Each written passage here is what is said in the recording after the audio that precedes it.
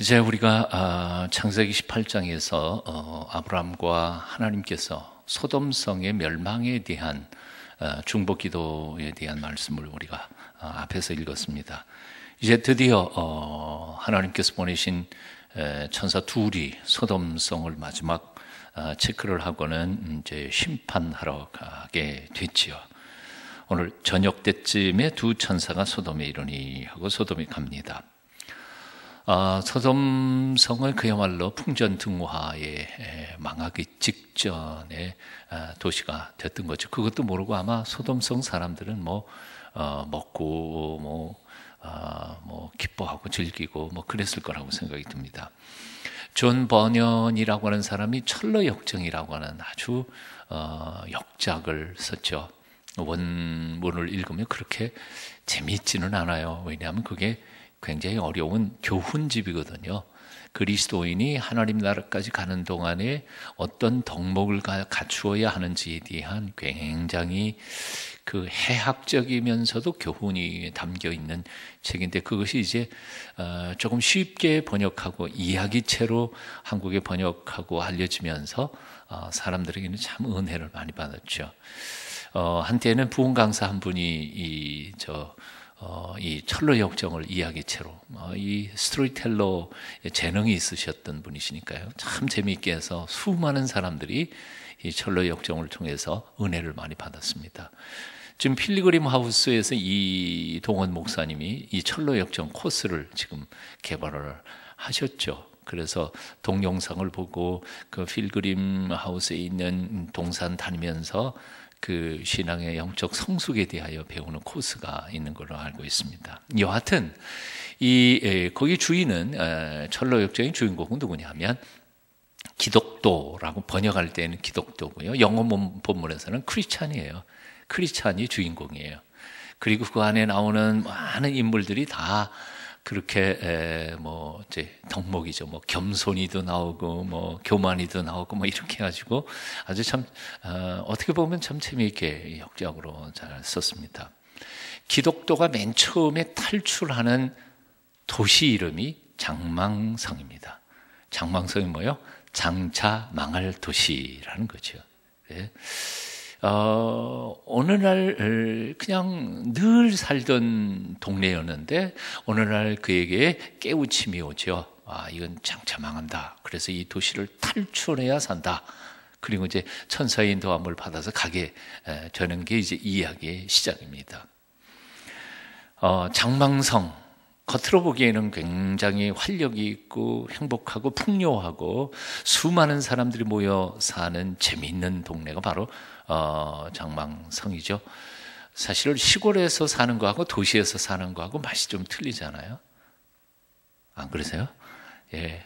그러니까 저기 촌구석에서 혼자 정말 이 가로등도 없는 깜깜한데 집 한 채 딱 있는 거기서 사는 것보다는 그래도 이 대학로 새벽 3시건 4시건 5시쯤 이 새벽 기도에 나올 때에도 아직도 흔들거리는 친구들이 있으니까 이 도시라는 것은 어떻게 보면 참 재미있는 삶의 공간이라고 생각이 돼요. 하지만 역사적으로 도시는 타락하고 음란이 있고 그리고 온갖 권모술수가 난무하는 것이 바로 도시이니까 도시는 예로부터 죄악의 본고장이 도시였습니다. 시골은 그런 게 별로 없거든요.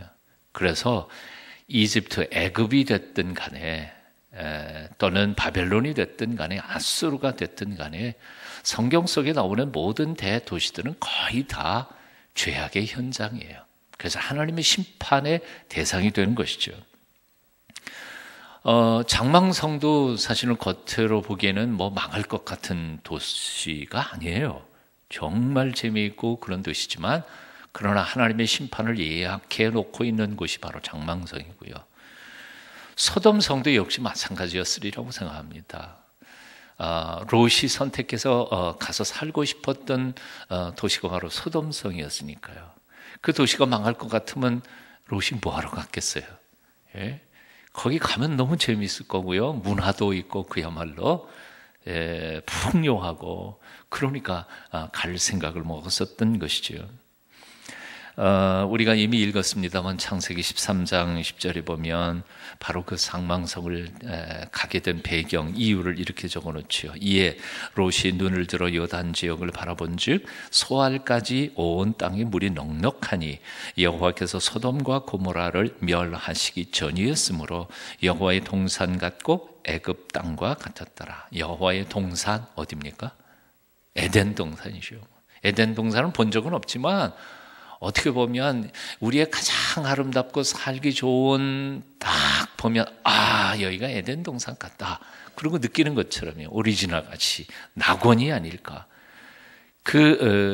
가나안 땅 별로 불모지에서 겨우 풀 조금 나는 그것 가지고 양이나 처먹던 이 롯이 바라보니까 얼마나 멋있었겠어요. 사람도 많이 모여 있고 그 주변에 풀밭도 많고 먹을 것도 많고 그러니까 아마 저기 가면 정말 행복하겠다 하고 생각하고 결단하고 간 거죠. 질문 한번 하겠습니다. 롯이 누구에게 강요받아가지고 끌려서 소돔으로 갔나요? 지발로 간 겁니다. 지발로 갔어요. 왜요? 거기가 행복이 있을 것 같아서. 바로 우리는 모두 그렇게 선택하는 것 같아요. 누가 우리를 옆구리에 칼을 들고 이렇게 갖고 협박해서 서울 올라오거나 아니면 또 누구하고 결혼하거나 무슨 직업을 선택하거나 무슨 사업을 시작하거나 그렇지는 않아요. 내가 생각해보면 요거하면 돈을 좀 벌겠다. 아니면 어디로 이사 가면 좀 행복해질 수 있을 것 같다. 아기를 낳으면 행복할 것 같다. 결혼하면 행복할 것 같다. 그리고 우리가 선택한 거예요. 결국 인생은 뭐냐면 선택이죠. 선택을 잘하는 인생이 성공하는 거고요. 선택 잘못하면 망하는 거고요. 옆에 있는 사람 얼굴 쳐다보시면서 얼굴이요. 땅바닥 아니고 하늘 아니고 선택 잘합시다. 아직도 결혼하지 않은 사람들요. 남편 잘 고르세요. 마누라 잘 고르시고요. 아직 직장을 위하여 기도하고 있는 젊은이들이 있으면요. 첫 직장 잘 고르세요. 근데 잘 고른다는 게 뭐냐? 바로 그거예요. 잘 고른다는 게 뭐냐? 사람들이 보기에 좋은 것을 선택하는 것이 정말 잘 고르는 거냐? 인간의 눈에 보기에 좋은 거? 이 롯이 그렇게 선택했지 않아요. 얼마 전에도 어떤 분이 저한테 상담할 때 대학을 가야 되는데 어디를 가야 될까? 선택을 잘해야 되는데 그 선택의 기준을 어디에다 두어야 하느냐 말이에요. 예. 아마 제 생각에는요. 앞으로 한 10년 요즘 점점 더 세월이 격변하고 바뀌어 가기 때문에 더 할 거예요. 그러니까 예를 든다면 한 100년 전에 직업이라는 게 있었잖아요. 근데 100년이 지난 지금 100년 전에 아주 잘 나가던 직업이 지금 잘 나가는 직업일까요? 전혀 아니에요. 전혀 아니에요. 한 5년 전에 정말 잘 나가던 직업이요. 지금 글쎄요. 갸우뚱할 때가 있어요. 요즘 그래도 아직도 좀 괜찮다 하는 직업이 4자 들어가는 직업인데 요즘도 요즘도 조금 의심스러워요. 왜냐하면 고시만 패스하면 옛날에는 다 보장됐었잖아요. 근데 제가 알기로는 어떤 변호사는요, 1년에 변호사 회비 5만 원을 못 낸대요. 안 믿네요. 제가 아는 의사 중에요, 병원 문 닫아가지고 지금 빚에 몰린 의사들도 있어요.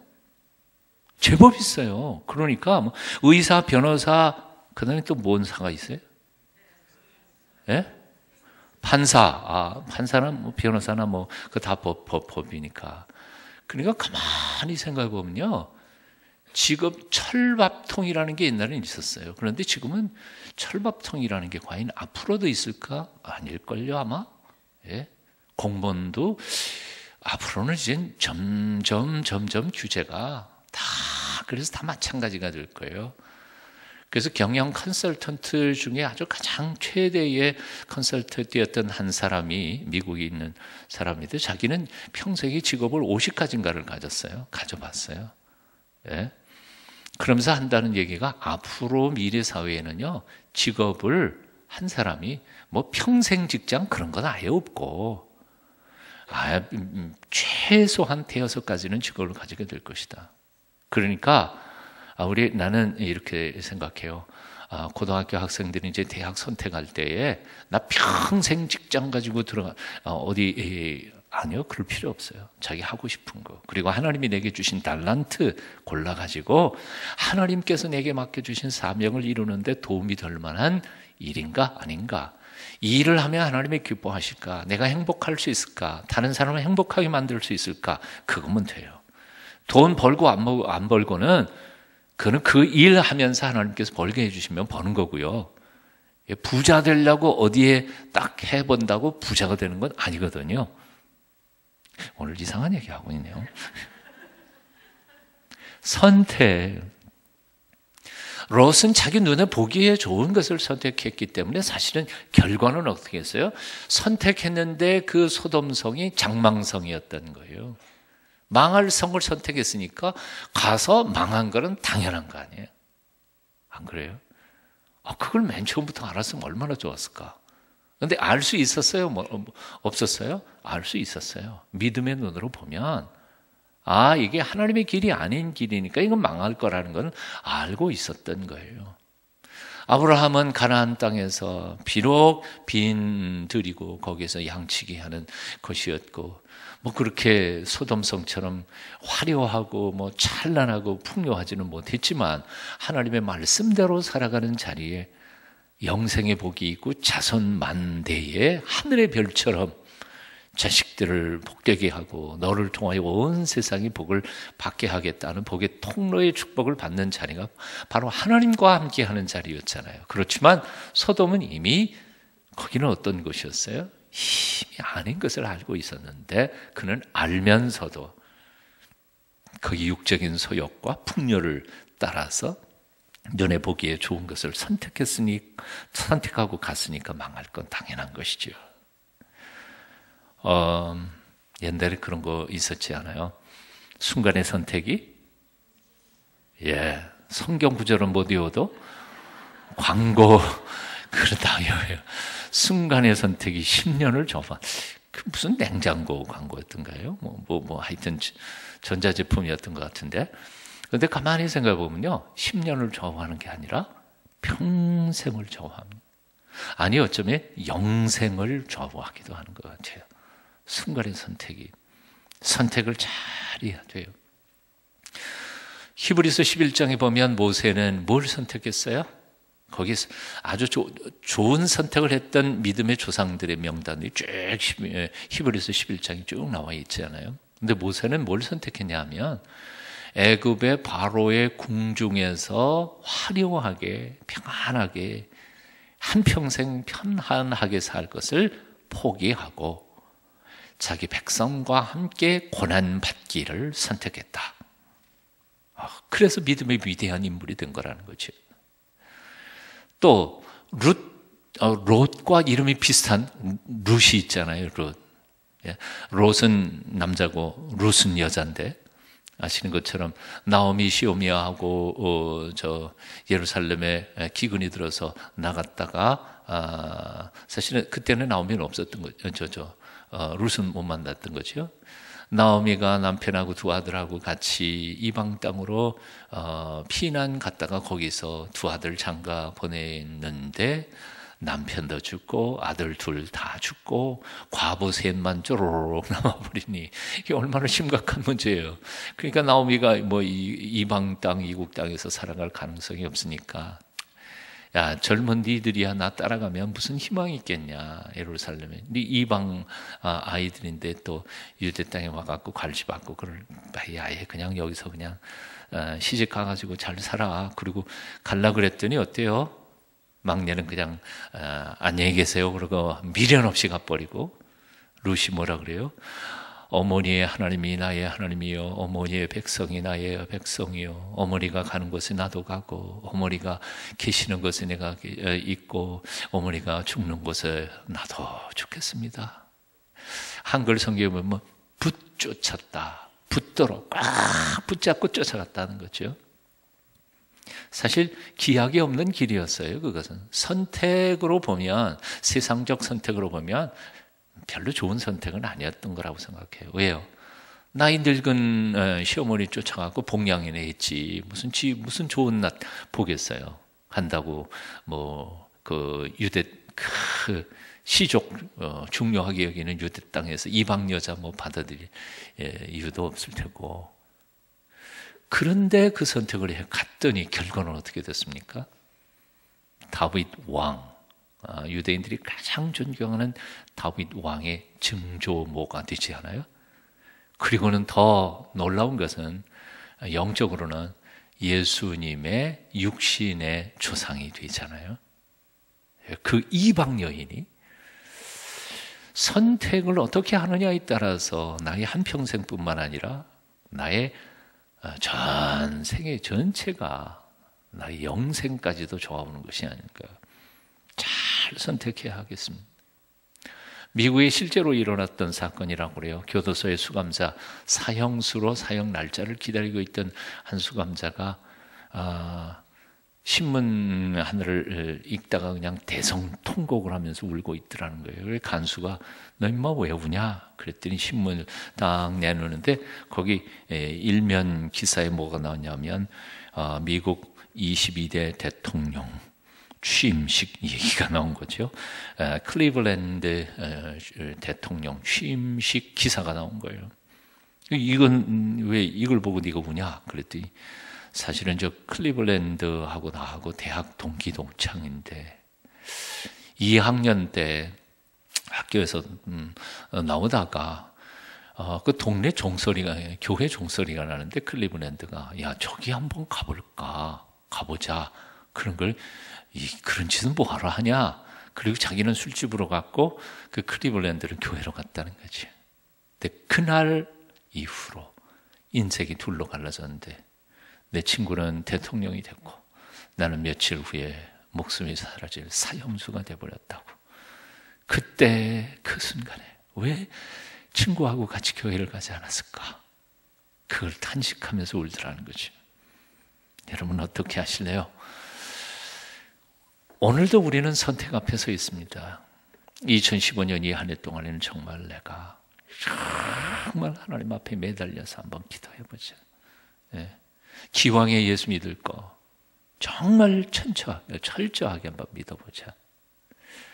지난 며칠 전에도 저기 덕수궁 돌담길 옆으로 간 기회가 있었습니다.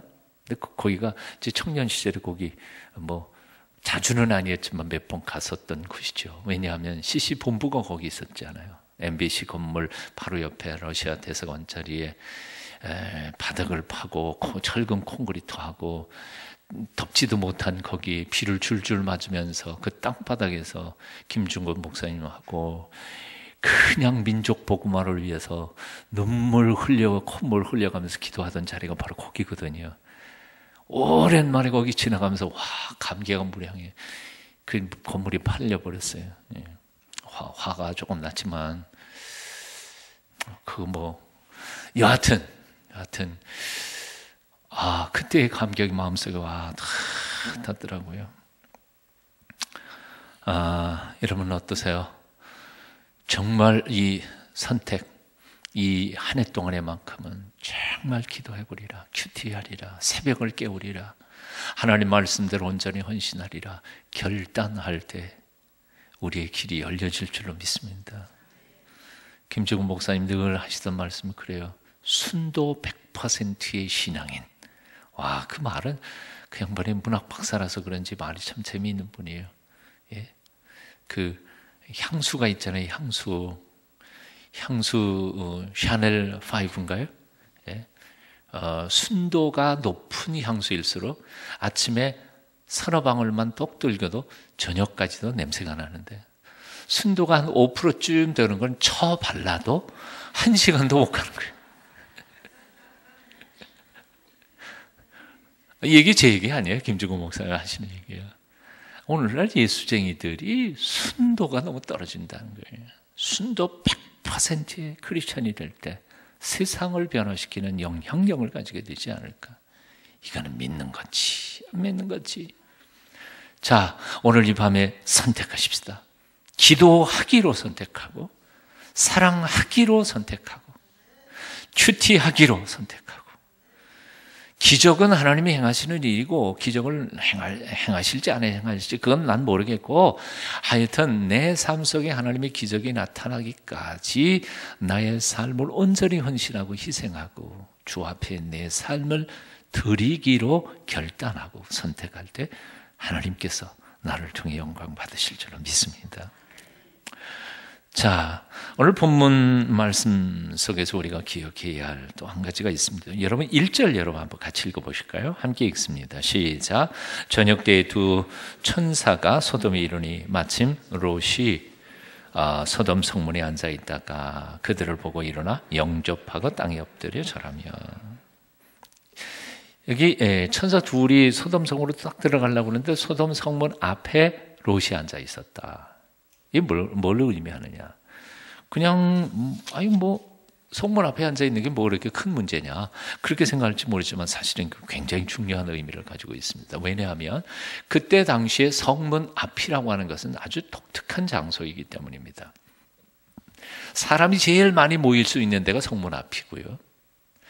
그리고 그래서 사람들이 특별히 재판소가 따로 있는 게 아니기 때문에 사람들이 많이 모이는 그 거리에서 소송이 걸리고 송사를 제소하고 그리고 거기 와 있던 고급 관리가 그 송사에 대하여 판결을 내리는 곳이 바로 성문 앞이었던 거예요. 그러니까 이게 보통 중요한 게 아니에요. 이 성경에 보면 그런 구절들이 많죠. 신명기 21장 19절, 여호수아 20장 4절, 열왕기하 7장 1절, 느헤미야 13장 19절 이런 구절들을 쭉 살펴보면 성문 앞이라고 하는 것은 그냥 단순히 성문 앞이 아니라 사람들이 많이 모이는 것이고 그래서 국가의 중요한 정책이 발표되는 것이고 그리고 거기서 중요한 소송이 판결이 이루어지는 것이고 이런 것이 바로 그렇기 때문에 성문 앞에 자리를 잡고 앉아 있는 사람은 보통 사람이 아니에요. 적어도 소송거리의 소송을 책임지고 판결해 줄 수 있는 권한을 가진 사람이든지 아니면 그 도시의 책임자이든지 책임을 위임 맡아 있던 사람이든지 중요한 사람인 거죠. 소위 말하면 그때는 장로란 이 오늘날의 교회의 장로를 가리키는 게 아니라 연세가 드시면서 지도력이 있는 그 사회의 지도급 인사를 장로라고 그랬거든요. 거기 장로가 아예 있던 거죠. 근데 누가 거기 앉아 있어요? 롯이 앉아 있었다는 거죠. 뭐 한 거예요 지금? 출세한 거예요. 이방 사람이 여호와 하나님을 믿는 신앙을 가진 사람이 그 음란의 도시 소돔에 가가지고 그 자리에 올라갈 수 있었다는 것은 그건 어쩌면 소돔에 가갖고 장사를 잘했든지 돈을 벌었든지 여하튼 어떻게 했든지 그 소돔 성 사람들에게 존경을 받고 그 자리에 위에 올려 앉을 만큼 출세하게 된 거죠. 한마디로 말하면 인간적으로는 성공한 케이스입니다. 성공한 거예요. 자, 근데 이제 문제는 세상적으로는 성공했는데 신앙적으로는 어떨까요? 자, 생각해 보십시오. 여호와 하나님을 믿는 고백적 신앙인이 소돔성에서 높은 자리에 올라가기 위해서 뭘 해야 했을까요? 자기 신앙을 접어야 했죠. 그런 거 성경에 없어요. 없지만 적어도 자기의 신앙을 강조하면서 나는 이런 신앙인이요. 나는 여호와 하나님을 믿는 신앙인입니다. 그런 거 내세웠다가는 그 소돔성에서 저거 뭔 소리야. 어디서 굴러온 녀석이 우리를 가르치려고 해. 오늘 본문에 그 얘기가 나오지 않아요? 여러분 9절 한번 읽어보실까요? 9절 한번 읽어봐요. 시작. 그들이 이르되 너는 물러나라. 또 이르되 이자가 들어와서 거류하면서 우리의 법관이 되려 하는도다. 이제 우리가 그들보다 너를 더 헤아리라 하고 롯을 밀치며 가까이 가서 그 문을 부수려고 하는지라. 무슨 얘기냐면 이전까지는 롯은 자기 속에 있는 신앙을 드러낸 적이 없어요. 이걸 조금 드러냈죠. 오늘 본문 말씀 보면 뭐 여호와 하나님 그런 거에 대한 얘기 전혀 없지 않아요. 단지 천사를 해하려고 하니까 자기 나름대로 협상을 하려고 하는데 가만히 듣다가 보니까 소돔 사람들 생각이 조금 뭐 저런 놈이 다 있어. 지 마음대로 하려고 그래. 그리고는 오히려 대들어서 성문 앞에 있을 만큼 존경받던 사람이든 아니든 상관없이, 본래 그런 거 아닐까요? 여러분, 이방 사람이 와가지고 이 서울에서 높은 자리에 올라갔다고 해봐요. 그래도 수틀리면 어떻게 해요? 언제든지 끌어내릴 수 있는 게 그거 아니에요? 똑같은 거죠. 쉽게 왕따 당한 거예요. 즉 다시 말하면 롯은 소돔성에 들어가서 어떤 타협을 했든 뭘 했든 간에 높은 자리에 올라가긴 했어도 그 지지 기반이라고 하는 것은 언제 허물어질지 모르는 불안한 가시방석을 살던 사람이죠. 자, 아마 가끔은 이렇게 그렇다고 해서 롯이 신앙을 팔아먹은 건 아닌 것 같아요. 왜냐하면 오늘 1절 이하 말씀 보니까 자기 아저씨 아브라함처럼 나그네가 오자마자 몸으로 어떻게 해요? 나그네를 대접하잖아요. 똑같이 카피해가지고 신앙생활을 하던 모습을 그대로 카피해서 행동으로 보이지 않아요? 그러니까 믿음까지 팔아먹은 것은 아니었어요. 그건 틀림이 없는데, 그러나 그럼에도 불구하고 그는 소돔성에 얼마쯤 살다가 보니까 완전히 자기도 물들어가기 시작했던 것이죠. 그 물들어가기 시작한 것을 증거를 잡는다면 바로 이런 거예요. 자, 천사를 해코지하려고 오니까 타협하잖아요. 협상하잖아요. 협상하는데 협상 안으로 내놓는 게 뭐예요? 자기 딸들 둘을 내놓으면서 마음대로 해라. 그러나 이 나그네는 살려다오. 어떻게 보면 굉장히 희생적인 것 표현이지만 이게 하나님의 백성으로서 할 짓이냐 말이에요. 대안으로 내놓을 수 있게 아니라고, 이거는 전혀. 그러니까 이미 롯도 자기도 모르는 사이에 소돔화 되어버린 거예요. 소돔 사람들의 생각과 비슷한 생각을 하면서 타협안을 내놓는 게 소돔 사람들처럼. 그건 말이 안 되는 거예요. 그건 하나님의 백성으로서는 그런 타협안을 생각할 수조차 없는 것인데 자기도 그만큼 타락해버린 거예요. 자, 이제 이렇게 생각해 보십시다. 세상적으로는 그는 성공했을지 모르지만 신앙적으로는 그는 실패했습니다. 타락해버렸습니다. 겉으로는 번지르르 했지만 속으로는 썩어 들어가고 있었습니다. 자, 한 가지만 더 비교를 해볼까요? 아브라함이 천사를 어디에서 대접했나요? 어디에 있을 때? 장막 앞이. 장막이에요. 장막이 뭐예요? 텐트예요. 텐트. 천막이에요. 천막. 그러니까 아브라함은 집이 있었어요? 없었어요? 없었어요. 그냥 천막 치고, 오늘 천막 치고 여기서 살다가 여의치 않으면 또 뚝딱 걷어가지고는 또 다음 가서 치면 거기가 집인 거죠. 근데 롯은 어디로 천사들을 영접해 드렸어요? 집이요. 거기 문이 있잖아요. 예. 장막에는 문이 없어요. 그러니까 누가 더 출세했어요? 롯이 더 출세했죠. 예. 지금 아저씨, 하나님을 잘 섬기는 아저씨인 아브라함은 아직도 가나안 언덕을 휘짓고 다니면서 천막 치고 돌아다니면서 양이나 이렇게 치고 있어요. 그러니까 사실은 어떻게 보면 그 촌뜨기고요. 출세 못했어요. 그런데 롯은 소돔, 그 큰 도시에 가가지고 성문 앞에 앉을 만큼 존경받고 집도 그럴듯하게 짓고 그럴듯하게 살고 있는 거예요. 존경받으면서. 그러니까 어떻게 보면 아브라함보다 성공한 것 같은데 실제로 영적인 수준으로 따져놓고 보면 어떨까요? 아까 우리 구절을 조금 읽었습니다만 롯은 폭력과 음란의 거리에서 언제 터질지도 모르는 이 원주민들의 반항 혹은 왕따, 분노, 그것을 억누르면서 타협해가면서 하루하루를 살얼음판처럼 살아가는 삶이 바로 롯의 삶이었다는 것이지. 근데 이 삶을 곰곰이 묵상해 보면 오늘날 도시 속에 살고 있는 우리 크리스찬들의 삶의 모습이 바로 그와 같지 않을까 하는 생각해요. 안 그래요? 직장 생활하면서 넌 크리스찬들과의 관계 속에서 어떻게 하면 저 사람들이 심리 건드리지 않고, 어떻게 하면 내 믿음을 그래도 좀 지켜가려고 애를 쓰는데 이게 잘 안 되는 거지요. 참 가슴 아픈 어렵고 힘드는 삶이에요. 자, 그러나 결론부터 얘기를 해보십시다. 아브라함의 끝은 어떻게 됐나요? 겉으로 보기에는 별 볼일 없지요. 하지만 하나님께서는 그 아브라함의 후손들을 하늘의 별처럼 바닷가의 모래처럼 창성하게 한다고 하는 축복이 보장된 삶을 살고 있었어요. 롯은 결국 끝이 어떻게 됩니까? 겉으로는 번지를 하고 세상적으로는 성공했을지 모르지만 결국은 그 소돔성에서 벌었던 부 다 불 가운데 다 날려버리고요. 사랑하는 아내 소금 기둥으로 잃어버리고요.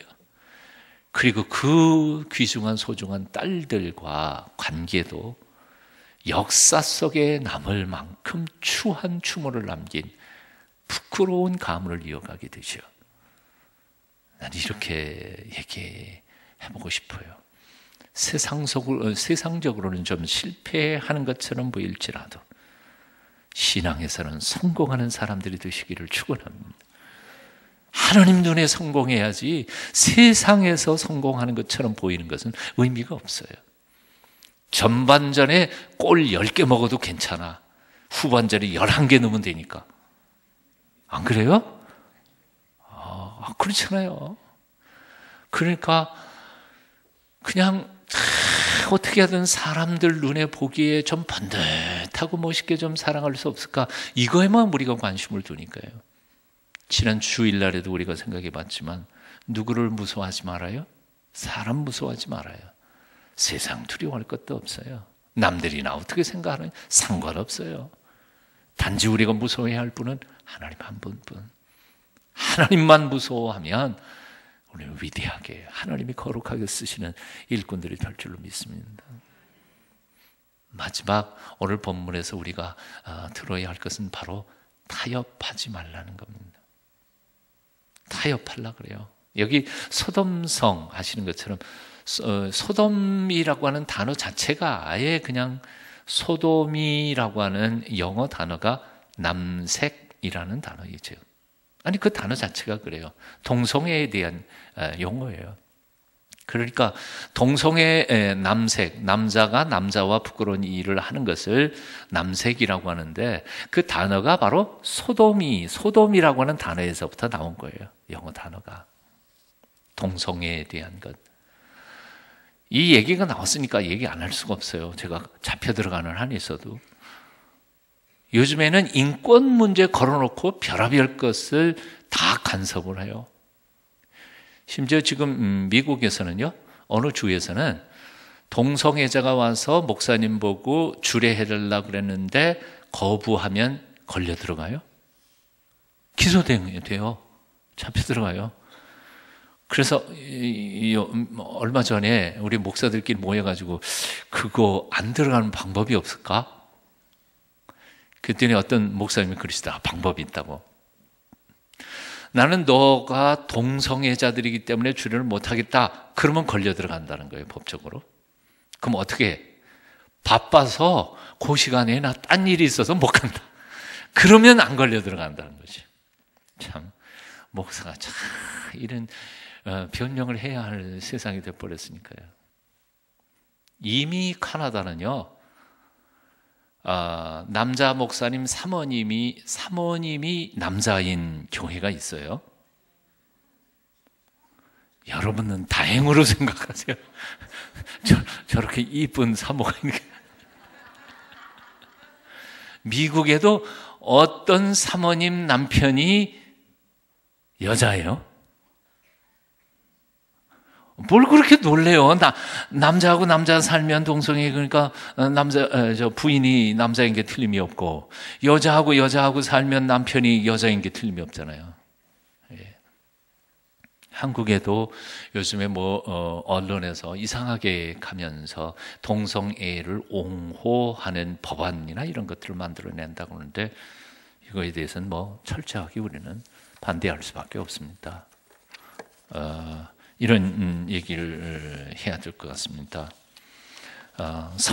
우리는 성경 가지고 얘기해야 되니까요. 레위기 20장 13절에 보니까 누구든지 여인과 교합하듯 남자와 교합하면, 여기에 남자와 교합하는 주체는 남자인 거죠. 남자가 남자하면 둘 다 가증한 일을 행함인즉 반드시 죽일지니 그 피가 자기에게로 돌아가리라. 이것은 하나님의 창조의 원리를 거슬러 가는 것이라고 하기 때문인 거지요. 로마서 1장 27절에도 마찬가지입니다. 이와 같이 남자들도 순리대로 여인 쓰기를 버리고 서로 향하여 음욕이 부릴 듯하며 남자가 남자로 더불어 부끄러운 일을 행하여 저희의 그릇됨에 상당한 보응을 그 자신에게 받았느니라. 남자가 남자에게 부끄러운 일을 하니까 그거에 상당한 보응을 받는다. 사람들이 많이 반대하기도 하지만 동성애자들에게 걸리는 독특한 질병이 있지 않아요. 예? 틀림없이 있습니다. 그리고 동성애자들의 행위 자체가 전염되기 쉬운 불결한 것에 하고 있기 때문에 그럼 병드는 건 당연한 거죠. 예. 또 고린도전서 6장 9절, 불의한 자나 하나님의 나라를 유업으로 받지 못할 줄을 알지 못하느냐. 불의한 자가 미혹을 받지 말라. 음란하는 자나 우상 숭배하는 자나 간음하는 자나 남색하는 자, 동성애자들을 하나님 나라를 유업으로 받지 못한다. 아예 성경 자체에 그렇게 얘기했으니까요.